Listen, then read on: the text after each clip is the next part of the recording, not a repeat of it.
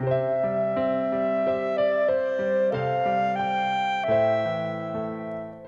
can't live a perfect day without doing something for someone who will never be able to repay you. John Wooden. It strikes me that life is a lot like tennis. How well you do in tennis and life largely depends on how well you serve. Leadership is service. And I want to encourage you, after you've done the scholarship and the reading and been engaged on campus, formed relationships, that you begin to reach onto the campus community and out into the surrounding community and do some community service. It will help you put your problems in perspective. I'll never forget the time I went to an old folks home and there was a fraternity over there all dressed in suits. And I said, "Boys, what are you doing?" And they said, "Dr. Kahn, we'd rather not tell you." And I said, "Well, if you're hitting on old ladies, that's sick and wrong." And they said, "No, every year we come over here the day before Valentine's Day and we dance with the old ladies." That was so touching to me. And the next year, the old men weren't real liberal, so they wouldn't dance with the fraternity guys. They said, "Don't you got any girls at that college?" And they went to a sorority and asked them to go. And those old men danced with those young women and danced and danced. And the music had quit, but they just kept dancing. And finally they'd say, "Barney, the music's over." And they'd say, "Not in my mind, it's not. Barney, let her go. We'll get the tranquilizer gun."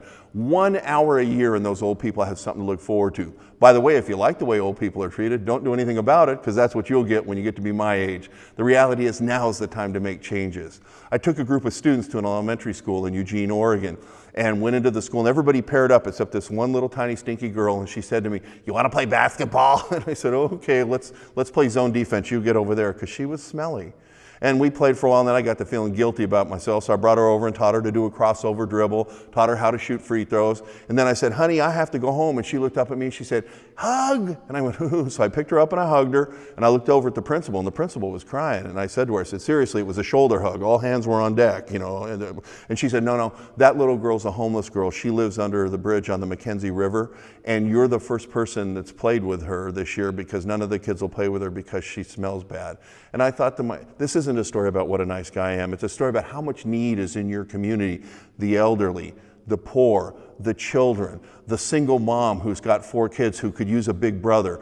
If you serve your community, if you get into your community, your problems will be put in perspective, and you will never give away when you help somebody more than you'll get back in the terms of the way you feel about yourself. Life is service. Looking for a way to serve? Consider one of these 5 worthy programs: the Peace Corps, AmeriCorps Vista, Habitat for Humanity, St. Jude Children's Research Hospital, or the Children's Miracle Network. There are also great local service opportunities on or near every campus.